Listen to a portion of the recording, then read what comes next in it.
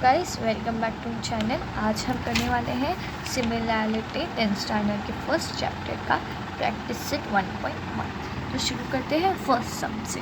अब इसमें क्या दिया है, base of a triangle is 9 centimetre. अभी एक ट्रायंगल अज्यूम कर देते हैं, जैसे कि ये वाला ट्रायंगल। अब इसमें हम लोग को क्वेश्चन में नाम नहीं दिए हैं। ये सम बस 1 मार्क का सम होगा। हाँ, ये सम बस 1 मार्क के लिए आने वाला है।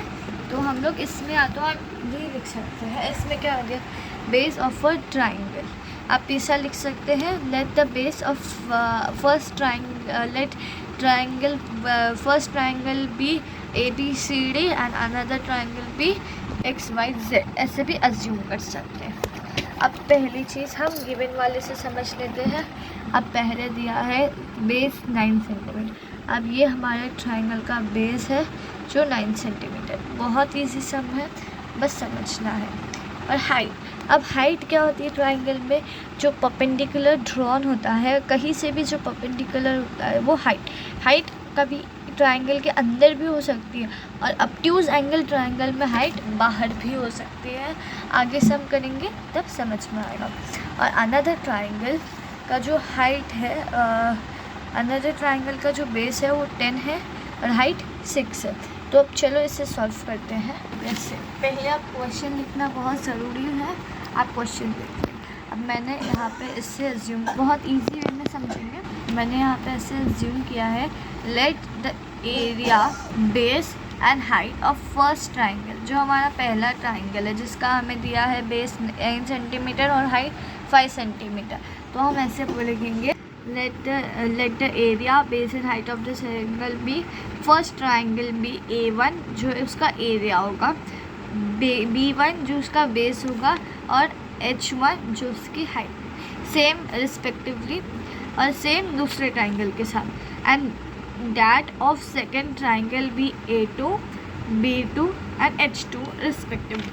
अब वैल्यूज़ हम लोग पुट डाउन कर लेंगे। B1 मतलब फर्स्ट ट्राइंगल है उसका बेस क्या दिया है हमें, 9 centimetre, base of a triangle 9 centimetre. और दूसरा वाला H1 height of first triangle, 1 denote करता है फर्स्ट ट्राइंगल को, H डिनोट करता है हाइट को, B डिनोट करता है बेस को।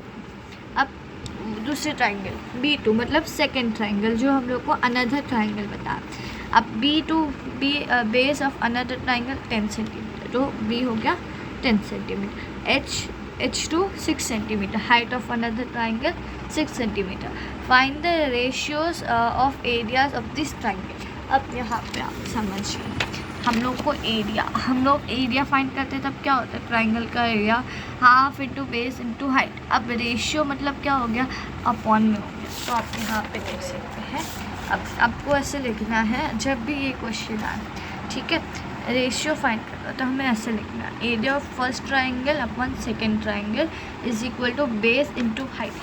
पेज नंबर 2 पे ये फॉर्मूला है, उसे आप मार्क कर सकते हैं। इसमें जो हाफ है वो कट हो जाता है, और जब हम लोग को कॉमन बेस होता है तो होगा हाइट अपॉन हाइट। तब जब हम लोग को कॉमन बेस, तब हाइट अपॉन हाइट होगा, और जब कॉमन हाइट होगा तब बेस अपॉन बेस होगा। ठीक है, अब आगे का सम।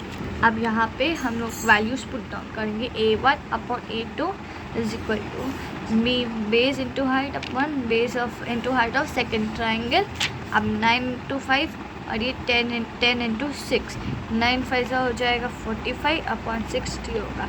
और अगर आप उसे डिवाइड करेंगे आपको मिल जाएगा 3/4। आपके लिए मैं ऐसे डिवाइड करके बता देती हूँ। 9 5 हो जाएगा 45, 12 6 10 हो जाएगा 60, और फिर 5 से डिवाइड करेंगे। दोनों नंबर 5 से डिविजिबिलिटी टेस्ट पढ़ा है ना, दोनों 5 से डिविजिबल है, तो हम करेंगे 9 5 45, 9 12 60।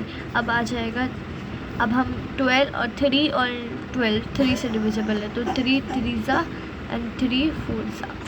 इस तरह आपको एग्जाम में नहीं करना है, आपको डायरेक्टली ऐसे लिख देना है, therefore A1 upon A2 is equal to 3/4। अब अगला वाला, और ऐसे लास्ट में ये लिखना बहुत ज़रूरी है। अगर आपको क्वेश्चन इस तरह स्टेटमेंट में दिया जाता है, इस तरह स्टेटमेंट में क्वेश्चन है, तो आपको स्टेटमेंट में आंसर लिखना ज़रूरी होता है लास्ट में। और अगर क्वेश्चन कुछ इस पैटर्न है तो स्टेटमेंट इम्पॉर्टेंट नहीं होता। अभी इस क्वेश्चन के लिए स्टेटमेंट इम्पॉर्टेंट है, तो इस कारण हमने यहाँ पे स्टेटमेंट में लिखा है the ratio of the areas of the triangle is 3:4। Thank you so much for watching. Next video में हम सेकेंड वाला सम करेंगे और आगे के कंसेप्ट समझेंगे।